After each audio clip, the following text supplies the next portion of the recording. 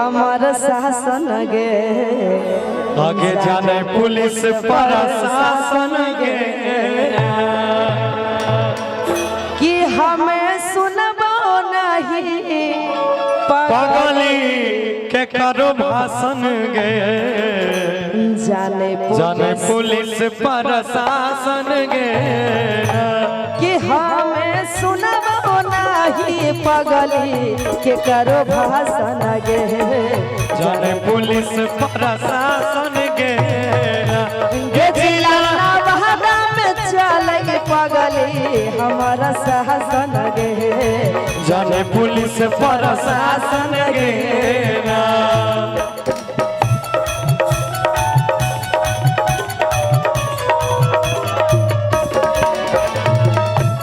क्या बात है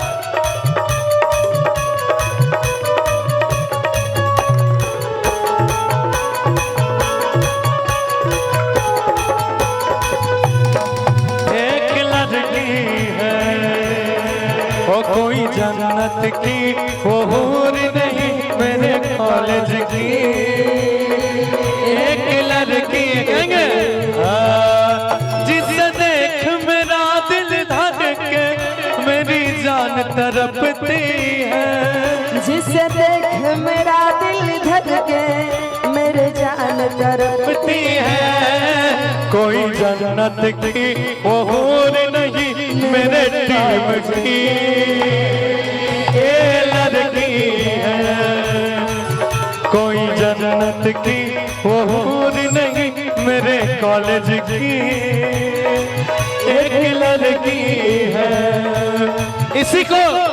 इसी को देखिए चलने दीजिए थोड़ा थोड़ा इसी को जब हमारे भोजपुरी में पिरोया गया तो क्या कहा गया तो मिले राजा हम के तर पावे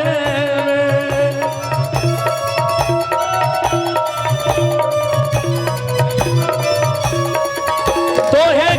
मिले राजा हम के तर पावे में जब आदत धरा भलू गावे में तो काहे डरालू मिले आवे में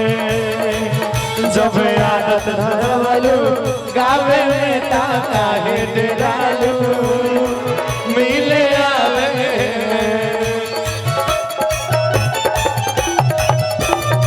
क्या बात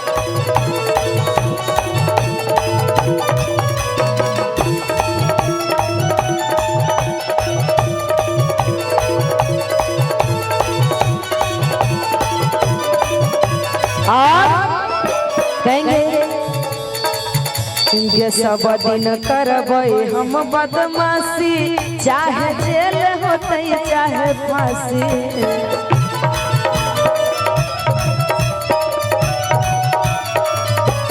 सब दिन करबै हम बदमाशी चाहे जेल हेतै चाहे फांसी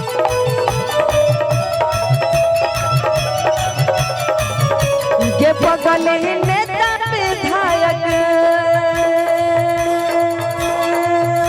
ये बगल नेता विधायक लगबै हमारे आसन गे जाने पुलिस प्रशासन गे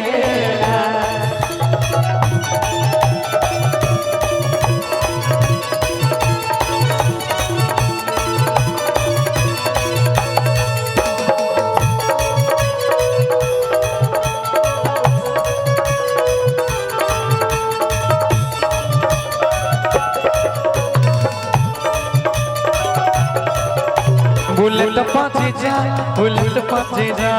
ले चली घुमावे बुलेट पहुंची जा बुलेट पहुंची जा बुलेट पहुंची जा ले चली घुमावे बुलेट पहुंची जा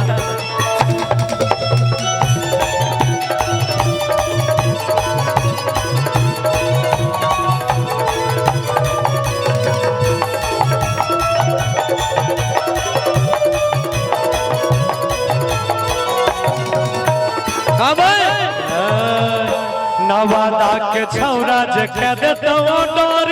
बीच रजौली में भेजे तो मटर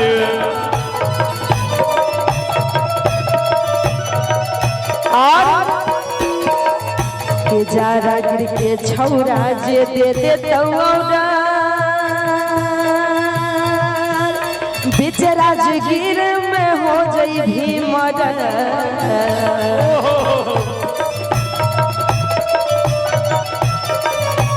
मरुई के छौरा जे कह दे तो डर बीचे रजौली में भेज तो मर्डर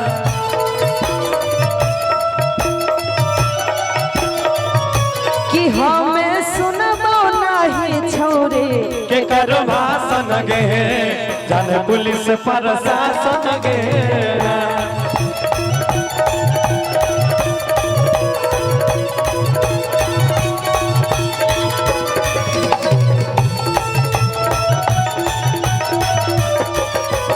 भाषण गे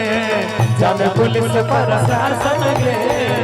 कि जिला नवादा में चल बगले हमारे साथ